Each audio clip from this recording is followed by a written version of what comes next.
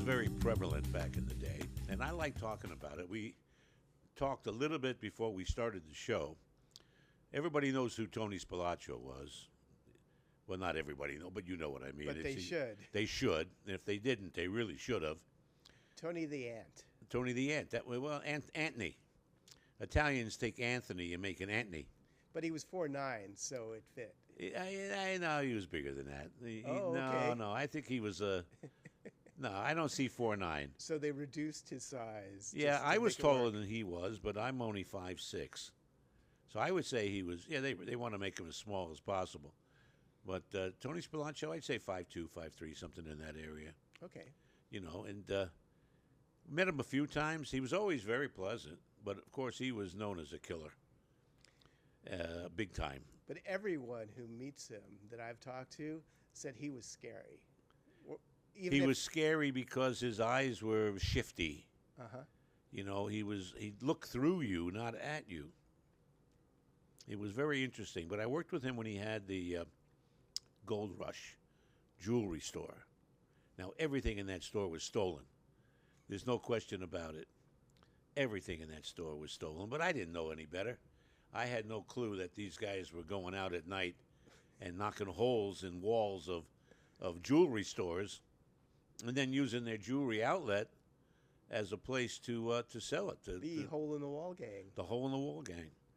You know, that was interesting how they did that. They pull up a truck against the wall, and the side of the truck was false. Take that down and then bang through a concrete wall and enter the safe from the outside instead of the inside. But I remember when they got caught on the roof of Bertha's, which is still, that building is still there, Bertha's Fine Furniture. Mm-hmm. It was broadcast all over the place that they were going to do that. The cops knew about it before it happened. Someone ratted them out. And when they were on the roof of Bertha's, which was on a Sahara, the cops were already there. They got ratted out. We don't know who did it, but they got ratted out. And they all got arrested. And right after that, things began to change. And Spilaccio's influence withered after that happened because everyone knew that it was his thing. Mm-hmm. But I went to get paid once for an advertising we did for the Gold Rush. And, you know, I get paid funny ways in Las Vegas. We talked about it on one of the other shows. But go ahead and say how Tony paid you. He paid me with, pick something out of the case. Oh, what do you mean? The jewelry? Yeah, pick something out of the jewelry case. How much do I owe you? I said $4,000. He says, yeah, pick the prices are on them. Pick something out. So I chose a ring that had a $10,000 price tag on it, right? And because everybody knew it was all inflated. So I chose a ring. He gave it to me. He told me I owe him $6,000. We laughed. Then I worried because I thought, wait a minute, maybe I do owe him $6,000. Right. You know, I'm Right. ready to leave town, you know. Yeah. So I went back to the store and I checked with his brother, Mike, who was running the store for him. And he says, no, that takes care of it. You don't have to worry about that. I said, well, I didn't think so, because when I got home, you know, I took the ring off, and it's not this one, but it's a gold one that I still have. I took the ring off, and I'm looking at it, and inside was somebody else's initials. You know, wait a minute, you know, and somebody else's initials. Wait a minute. So I called the store. I call up Mikey. I said, hey, Mike. He goes, hi, how you doing? How you doing? We were the ad man for the place. Right. I said, the ring I got has somebody else's initials in it. He says, that's all right. Change your name. I said, I'm not going to change my name, but I'd like to have the finger that it came with. And he says, that's not funny. And I said, well, I'm just joking. Well, after that, I kind of not wanted to go there anymore. I thought I'm going to get beat up in the back alley. But they didn't do much of that. They only beat each other up, frankly, or cheats, like in the movie Casino. Right. There's a famous Bugsy comment about that. What is that comment? We only off each other. We don't off anyone else. That's right. They always did it to each other. Unless you were a crook and you were stealing from them, and that was a different story. So what kind of ads did you do for Spilotro? Just jewelry store ads. We'd buy newspaper and have all these great deals, naturally, because everything in there was hot. And, the place could have been on fire, which I think that's how it ended. Now, they actually tore that building down and built something else. It's right where the Golden Steer is. Oh. Right in that same shopping center where they built the Allure, and next to that is the Ahern, and then next to that is the Golden Steer. Well, that was the shopping center. And on the movie Casino, they actually use a picture of the real place, which was very interesting to me. We're going to take a break right now, Okay. and we'll come back, talk more with Doug Jablin about the days in Vegas when the mob was here and the discotheques were ripping. Some discotheque talk right after this.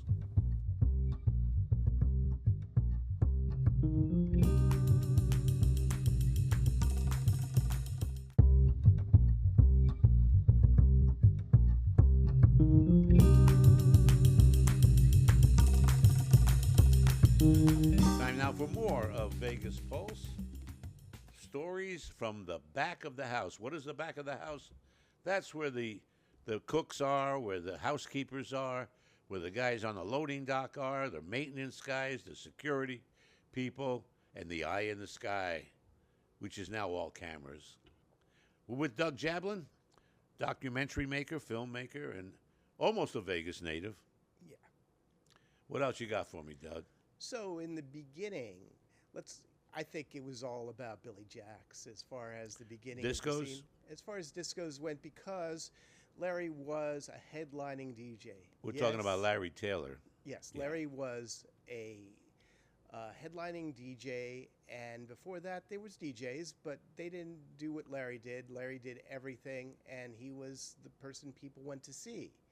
And Billy Jacks wasn't that large compared to modern nightclubs, and he had just a few light switches he was working. Yeah, there wasn't much. So it was as primitive as it could be. And through time, things evolved from the time of Billy Jacks, which opened in '73, to Jubilation, which opened, I believe, in '77. So Billy Jacks opened right as when I began my ad business. And I was the guy hanging out at Billy Jacks. I met Larry there, and we created ad campaigns. And one of the slogans that we use that Larry still likes is "Take her to Billy Jacks, because if you don't, someone else will." With big music backgrounds. Those are the days where we cut and spliced the tape. We didn't have the electronics like today. We had a razor blade. Do you remember those days? Oh, yeah. I Did you that do too. any of that, Yeah, Doug? I did. Yeah. I did. You got any disc jockey stories? Let me tell you one. Okay, go ahead. I was working at a station in Albion, Michigan during my disc jockey career, which went from 1965 to 1971. My first shot at being a disc jockey. Now I'm back. I do a radio show, as you know, every Saturday evening at 5 o'clock on AM 670 KMZQ, Vegas Live Entertainment Radio, with guests from celebrities from the Strip and other places here in town, mostly lounge acts, helping the singers and the entertainers get a head start in Vegas. Oh, how fun is that? It was a lot of fun. But I was a rookie. I go to Albion, Michigan, and I check into a boarding house. I didn't have much with me in those days. I would say a blow dryer and a television set and a toothbrush. That was about it. I traveled light. Well, I'm going to take the morning shift. In those days, the morning shift was the big shift, and I'm getting the morning shift. So I thought, oh, wow, I'm the morning guy, That's terrific. They want me to be controversial. So what am I going to talk about my first day? I read the paper that night, and the mayor of that town was involved in a conspiracy and an embezzlement, and it was on the front page. So I thought that'd be a good story. So as I go on the radio, I pull out the front page, and for 4 hours, I'm trying to be funny, and I'm beating up the mayor of Albion, Michigan. The 4 hours ended, and I get off the air, and it was a tri-level house, so I walk a couple of steps up, and there's the general manager of the station waiting for me. I walk up to him, and I say, hey, that was pretty good, wasn't it? I was really a riot. That was funny. Did you guys laugh? He's, oh, yeah. You were funny. You were very funny. You really were. But here's your final check. I said, what? He says, you should check the station's licensing because the mayor owns this station. Uh-oh. Okay, I get it. I'll go to my rooming house and I'll get my stuff. No need. I look out the window. Here comes a police car, and all my stuff is in it. They went to the rooming house because the woman there got mad and didn't want me living there anymore, even before I messed up on the air, because at 2 in the morning I went down to the refrigerator and ate a piece of chicken. Shouldn't have done that. It's not my chicken. I'm sleep eating. So I'm at the station, and I want to get out of there. They bring all my clothes and everything over, and they load it into my car, which was a hot rod. It was an old 442 tri-power, 4 on the floor, great car. Made a lot of noise. They load everything into my car and give me an escort to the city limits. So I literally got run out of town. That's just, I got run out a few other times. You know, it's part of that series, How I Got Fired. Yeah, that's how I got fired. Was it something I said? For sure it was. We're going to take another break right now. Back with Doug and me and more stories about Vegas Underground. Vegas Underground. There was a lot of joints called, I think it was Cosmos Underground, which was a mob restaurant. Downtown. Do you remember that one downtown? Oh, yeah. Okay, we'll be right back after this.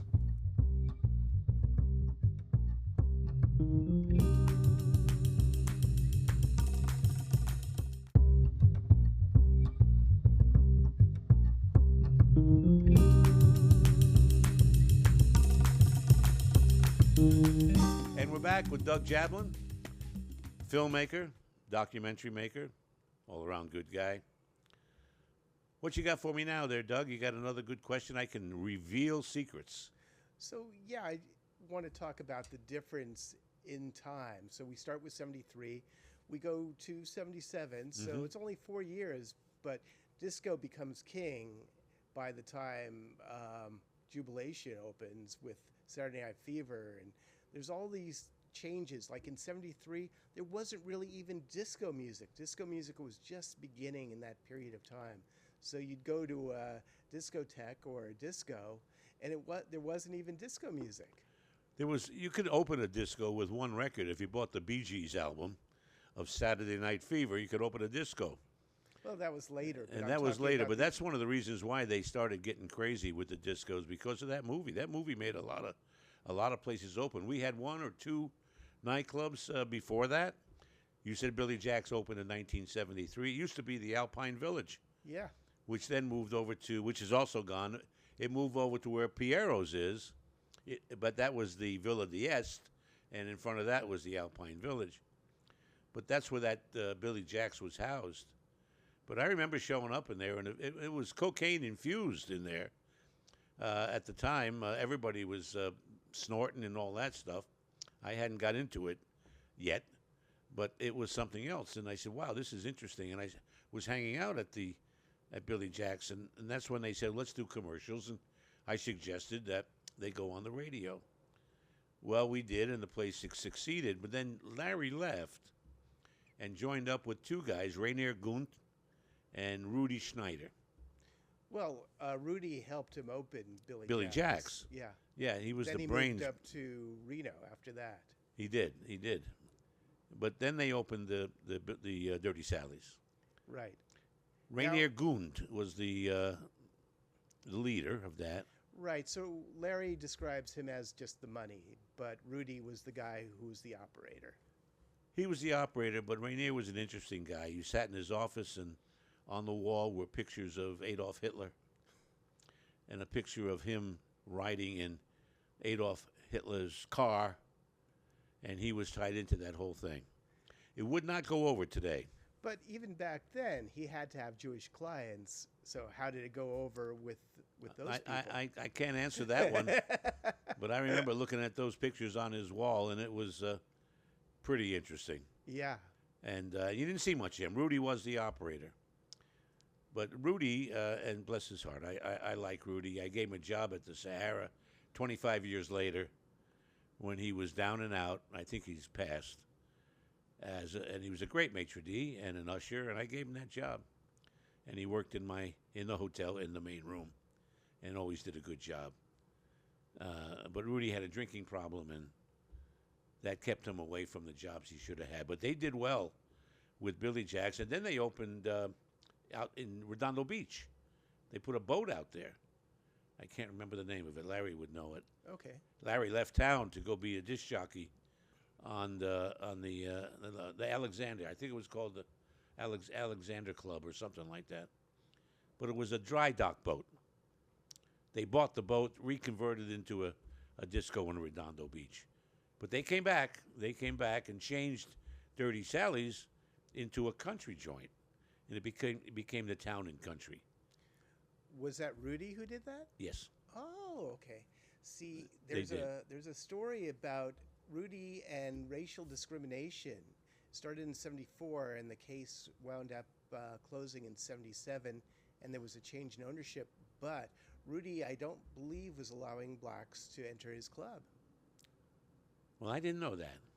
Yeah, it made the papers. Made and the that's what I read papers, yeah. about. Well, yeah. Well, the Aryan race, you know. But that happened a lot through time in Vegas. Did you ever frequent those clubs, or were you just a kid? No, I was just a kid at that point. Yeah. We're going to take a break right now. We're going to come back with more of this kind of talk. Once again, you're watching Vegas Pulse, stories from the back of the house. And I want to talk about the eye in the sky a little bit. That's back of the house stuff. Okay. And how they catch the crooks. That sounds We'll be right good. back, right here on Vegas Pulse.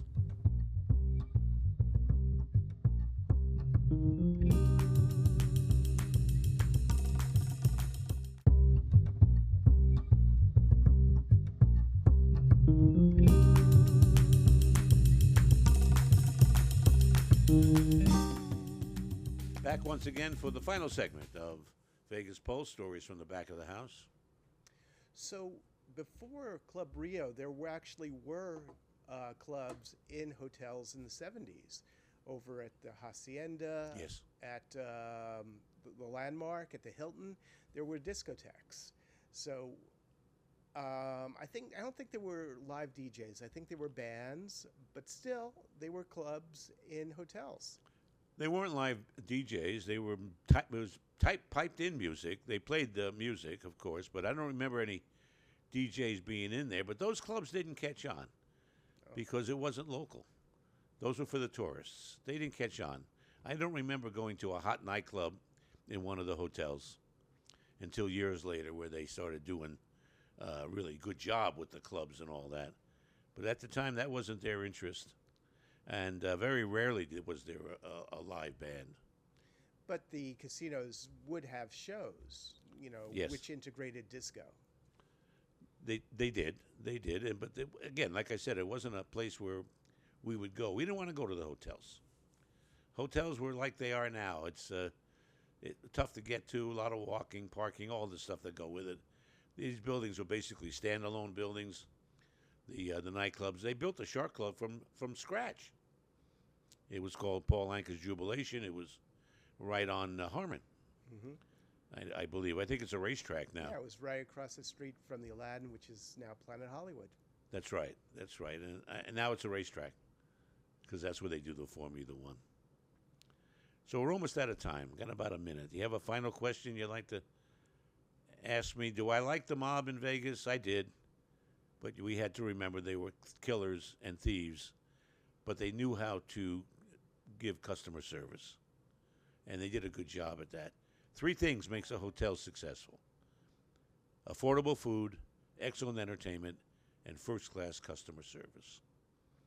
What's the best customer service you've ever had at any hotel? I can't think of a specific place. For me, it's the Four Seasons. Oh, yeah. The That's Four a good- Seasons was good choice. amazing. And I stayed at one in Orlando, Florida, and it was just outstanding. It was amazing. Well, that's all we have time for today. This is the final segment of our behind-the-scenes look in with Doug. You're going to make the movie? You're going to make the documentary? I Are we going am. to see it here on Hey Vegas TV? And when I release it, I'll come back on. Okay, that sounds great. Thank you once again. You're so welcome, Ron. That's Doug Jablin, movie maker, documentary maker, right here on Vegas Pulse, stories from the back of the house. We'll see you next time. I'm Ron Garrett. Good evening.